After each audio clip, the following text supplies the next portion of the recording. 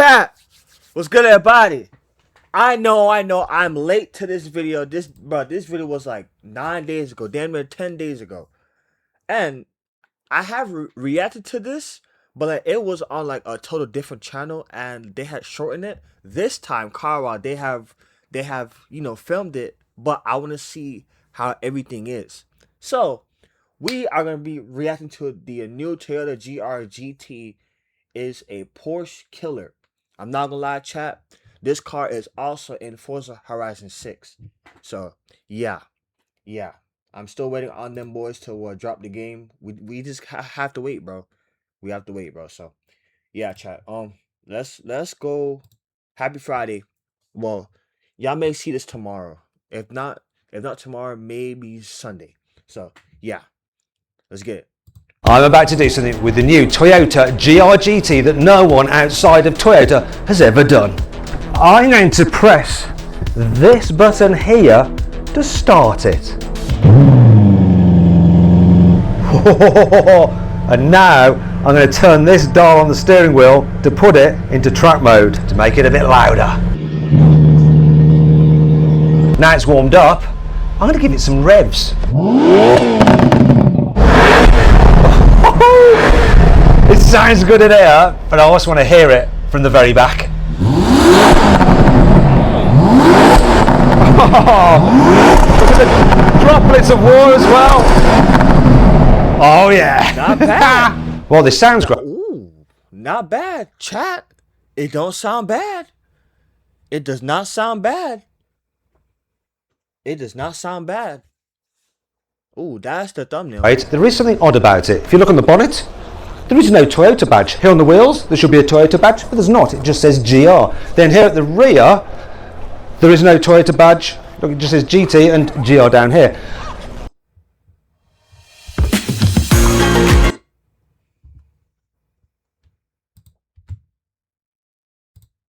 And inside, on the steering wheel, where you definitely normally have a Toyota badge, it's GT and GR. That's because this is not called the Toyota GR GT, it's merely called the GR GT. And that's because while you have Toyota, Lexus, and now Century as individual brands, GR is now also an individual sub-brand. And they'll have a whole host of exciting sporty cars, with this one sitting at the top. And chat, if y'all didn't know, Toyota, they make Lexus as well. So yeah. If you guys didn't know, yeah, now you know. Just like how Volkswagen, they make Lamborghini, and they are the owner, of Lamborghini. They are the parents of Lamborghini. So yeah. The GT has a couple of firsts for Toyota. Now one of them is this, the chassis. It's made entirely of aluminium, and Toyota have never done that. The roof, the bonnet and the doors are carbon fibre though. It's the first time that Toyota has put a twin turbo petrol V8 into a production car. It's the first Toyota to have a carbon fibre torque tube. The LFA had a carbon fibre prop shaft just like this, but this was made out of aluminium.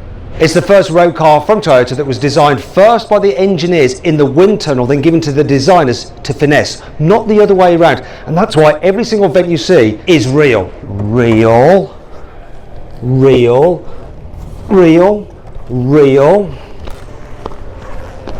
Oh, very real.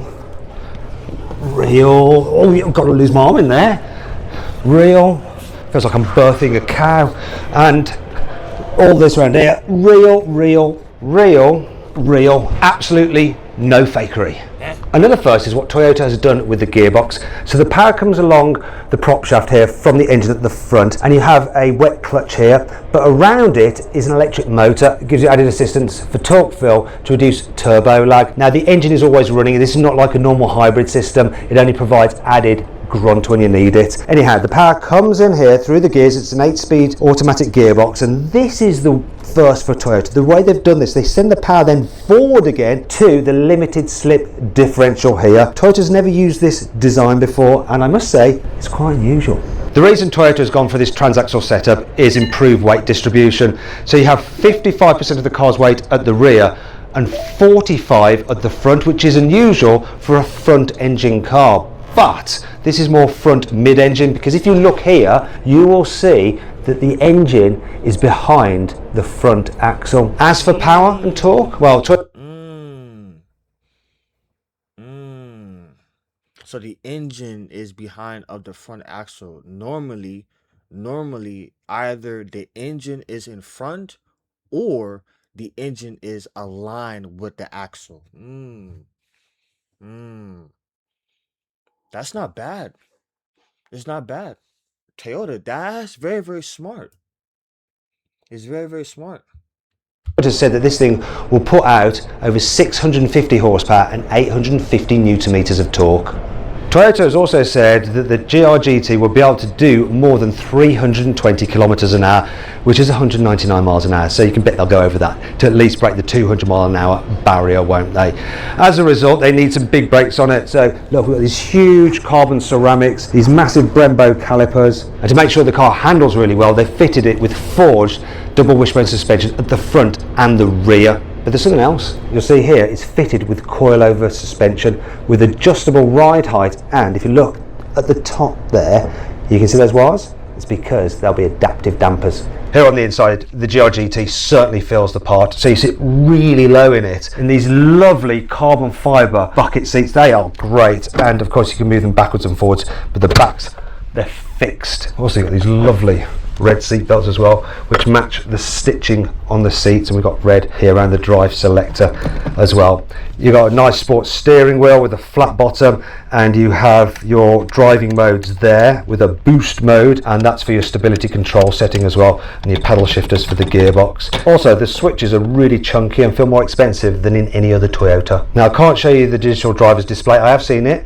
It looks familiar, let's just say that, but it's hidden at the moment, as is the main infotainment screen. But this is good. Look, some buttons there. I hope they're for the climate control. There's also a nose lift function there as well. Hopefully Toyota won't charge extra for that like Porsche do. Now the dash is covered in Alcantara, you've got leather, you've got some USB ports cut into the carbon fibre. I'm not entirely sure where you're going to then have the wires. I suppose you'll put your phone in the glove box maybe. As for practicality, there are no door bins here. There's no storage. No storage there. That's for the Mark Levinson stereo, so that should sound good. And where am I going to put my drink? Ah, don't worry. Look, see these things here? See those? We have cup holders. And there's the wireless charging pad for your mobile phone. Something I've just noticed. If you look over here, we've got a roll cage, a half roll cage. It combines luxury with hardcore racing features. Not I bad. like it. Not While bad. I'm allowed to sit inside the car, what I'm not allowed to do is see underneath the bonnet. Another thing that Toyota won't show me is this, whether it's got an active rear wing. But look at these gaps here. That wing definitely moves. Another thing they haven't said is that this is a production car. They call it a prototype. But So what they're basically doing is they hide the infotainment screen, and they hide the actual screen that's on the dash, and they won't allow you to open to see the engine and the automatic spoiler. I guess the car isn't out yet, so they trying to hold it until it's time for release. But you still got to show the engine regardless. look here, see that glass? It's got like an E mark on it, hasn't it? And then when you move down the side and you look at the door mirrors, these are homologated door mirrors, aren't they? There's even got the surround view cameras on there. Why would you need that on just a normal prototype that you're testing? And then if you look at the headlights, these are the things that they often change for road cars from concepts. Look here, look at this. See that? That's an homologated headlamp, isn't it? So I'm betting the production version is going to look identical to this. Now, another thing Toyota hasn't said is the 0 to 60 time. I reckon it's going to be 3 seconds, maybe even lower. They also haven't confirmed the pricing, but people are predicting it's going to be around £150,000, so Porsche 911 GT3 money. Toyota also hasn't confirmed that it's going to be available in the UK. They said yes, there will be Europe-wide sales, and this is a left-hand drive car, but they're definitely going to do a right-hand drive one for the Japanese market. It's going to be sold in the UK too, don't worry. And here's another thing I want to show you. It's a GT3 version of the GR GT. So this will be raced in things like Le Mans and so on and so forth from next year. But why they're doing that? Well, Toyota has this program of testing cars through racing and then putting the features actually on road cars. They do it with the GR Yaris and they'll be doing it with the GR GT. So maybe one day there could be a GT3 version of the GR GT, just like you get a GT3 version of the Porsche 911. There is one other thing I want to show you which could start the rumour mill of rumbling, and it's this. Check out those bolts. Have a look. Look at those bolts. What does it say on those bolts? It says Lexus. Now people might be thinking, wait a minute, this is not really going to be a GR. I told you, chat. I told you. Come on, chat. Remember when I told y'all that I said that Toyota, they made Lexus? Told ya. I told ya. Yeah, that's an alley-oop right there. I told you. It says Lexus. GT, it's going to be a Lexus LFA replacement, surely. People are going to want to see a replacement for that car over there. Damn. That looks a lot different than this. There is a replacement for that though. This is the LFA concept, so it's a homage to the LFA, but it also hints at a future LFA replacement. And Toyota haven't said much about this car other than it's electric. The actual architecture underneath is the same as the GR GT, but obviously it hasn't got a twin turbo V8 or any of that kind of stuff. Now design wise, it's sort of got that same like artistic, humble look as the LFA, but it's totally modern. It's sort of got that same like artistic, humble. Ooh. Oh my gosh. Yeah, but these headlights right here, it's giving the track version of the Porsche. I forgot what brand it was. Bro, this is nice. Bro, if this how the future is gonna be for cars, bro, y'all better be excited, bro. Bro, this looks amazing. Look as the LFA, but it looks way better than this. And this car right here, this car is a classic. If you know, you know. This car right here is a classic. Totally modern. So you've got Lexus's modern light signature there as well. We've got huge vents there, not to feed air into a 4.8 litre V10, just for cooling and aero. You've also got these nice vents on the bonnet. They don't remind me of a Lexus, they remind me more of a Lotus Emira.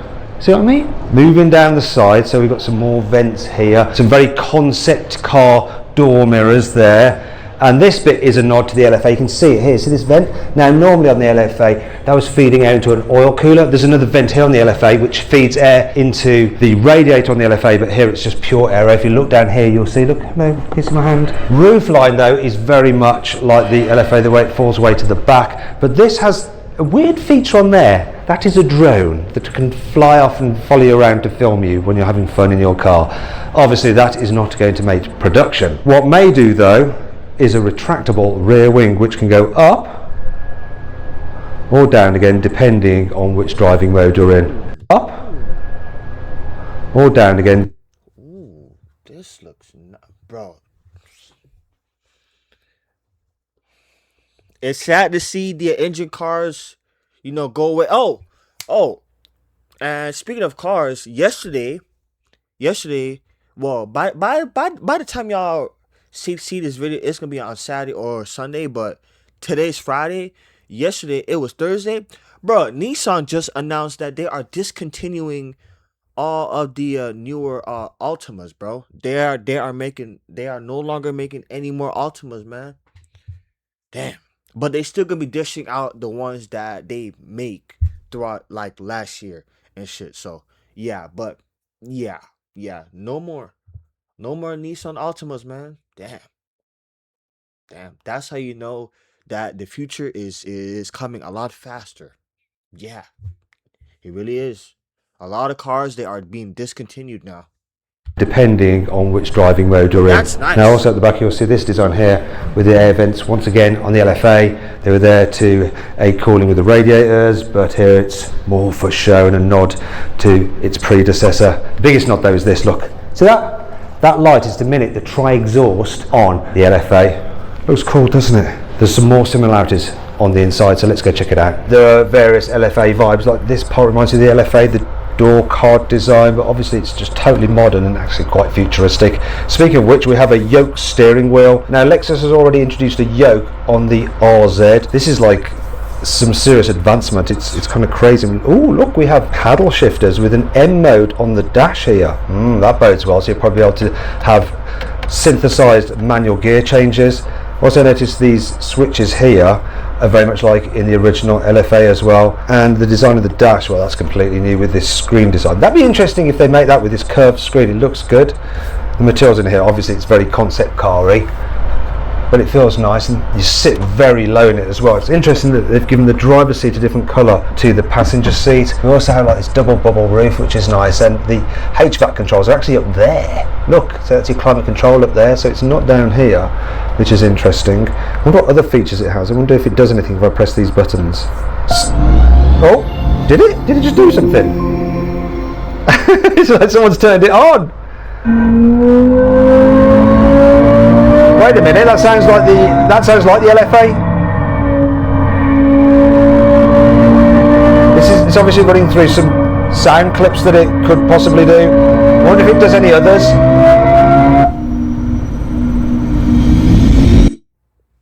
USAA class. What the hell? I guess that's how it's gonna sound. Wow. Chat, damn. The future is here. The future is now. Damn. Damn.